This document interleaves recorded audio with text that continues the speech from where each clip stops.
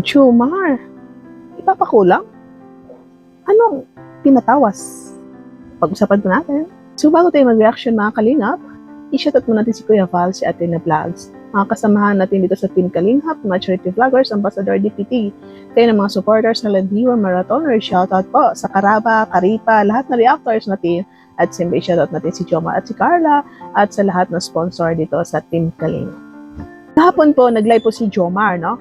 So, parang nahalit ako, tapos rinipli ko. So, meron siya sinasabi dito na pinapakita sa kanyang phone, papakita natin short clip na pinatawas daw nitong Christina.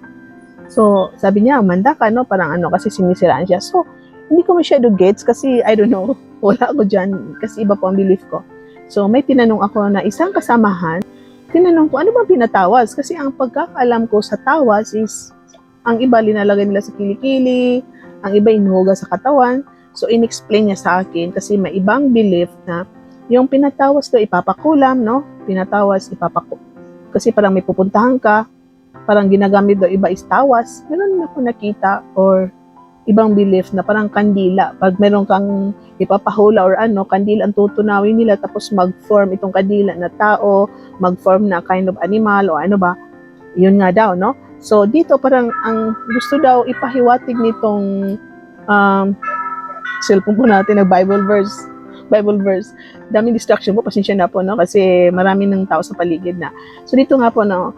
Ito nga, gusto daw nitong tao na to, ito si Christina, is ipapahula, no?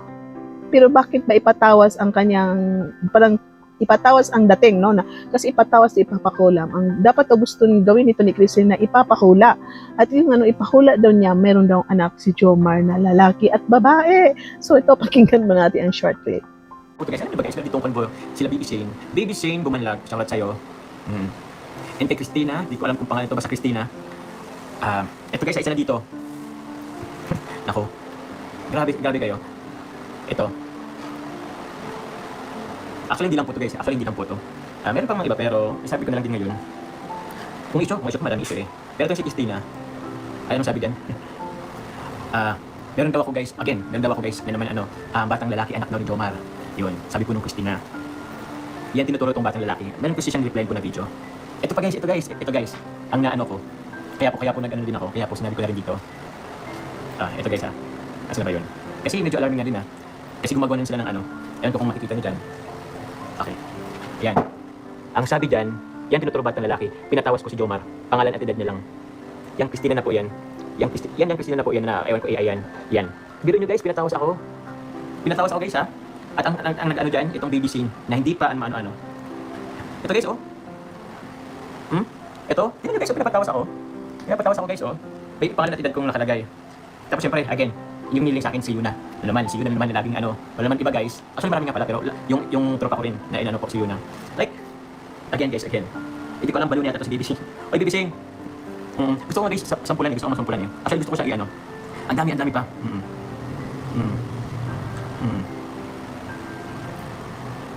Ang dami guys, Baby Shane Walang Baby Shane.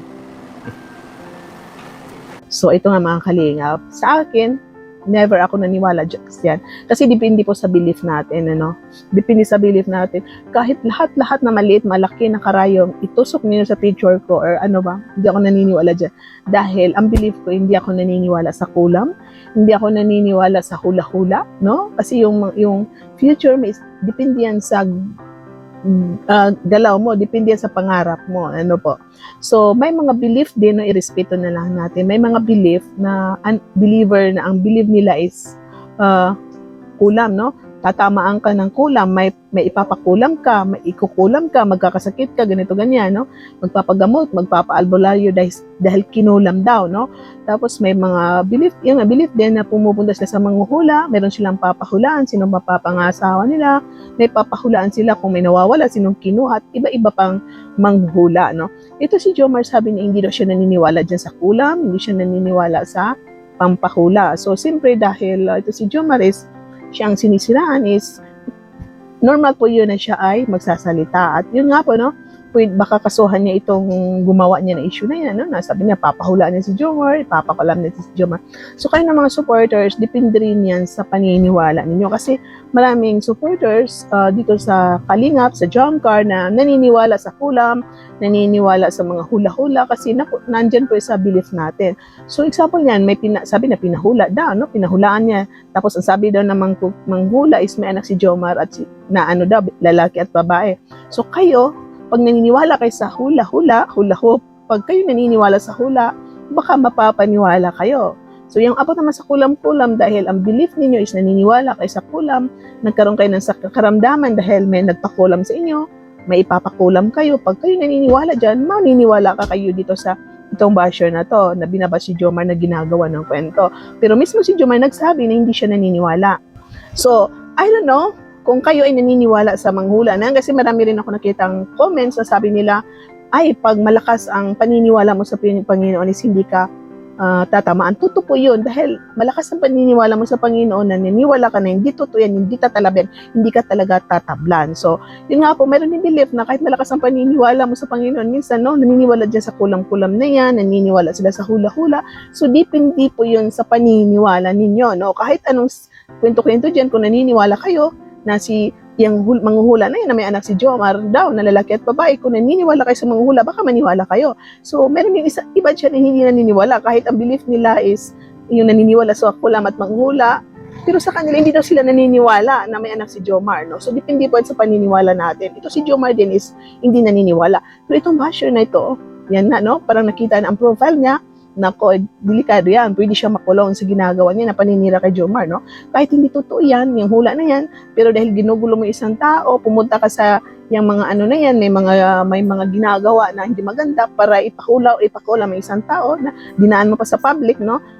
Pwede po siya makukulong. Kaya naku, maganda-handa kayo basher sa mga ginagawa mo yung kwento. Baka makulong kayo ng 5 years, 10 years, or ilang taon pa ba? Dahil ito nga, no, psychological problem ang sa inyo, no? Marami ba paninirang puri, kung ano-ano pa, kaya nako magsihanda na kayo dahil hindi na maganda itong ginagawa nyo. Baka si Jomar is, ayun nga, no, may action na si Jomar, yun sa live niya. So kayo dyan na may mga iniisip na hindi maganda para siraan si Jomar, si Carla, gagawa ng issue, na kumbaga ganyan-ganyan. Tama na po dahil nakakatakot na yan, nakakahiya na makulong kayo sa isang bagay na ano lang, no, para manira, para guluhin ng isang tao. So kayo po, depende po sa paniniwala ninyo. Kung kayo naniniwala, mapapaniwala kayo dyan. So, I convince you all na huwag po kayo maniwala dahil gagawan po yan ng devil, no? Isa lang po ang may alam sa future natin, ang Panginoon. Siya ang gumagawa ng ang kwento sa ating buhay. Depende yun sa ating mga galaw, depende yun kung paano tayo mangarap. So, ang future natin is hindi mahula-hula, kundi pag ikaw masipag, makakamtam mo yung magagandang buhay. Pag ikaw ay nangarap, makakamtam mo. Pag ikaw nagkaroon ng asawa, magkakaroon ka ng mga anak or ano ba, depende po yun. So, yung mga hula-hula na yan, huwag po kayo maniwala. So, trust na lang kayo sa Jomar at si Carla dahil yun nga, magsasabi naman sila ng totoo, alam nila, kilala nila isa't isa, maniwala na lang kayo sa kanila, at siyempre, maniwala kayo sa Panginoon. At yun nga, supportan po natin pa rin ang dalawa. Kahit anong sira ang ginagawa nila, basta nagmamahalan sila, support tayo sa kanila, hindi po maghihiwalay ang Jomcar. So, thank you po sa manood kayo ng ating reactions video. Pag-like po, pag-subscribe, shoutout po sa lahat-lahat. Keep smiling, have a good Monday everyone. Bye and see you in my next reaction video. God bless!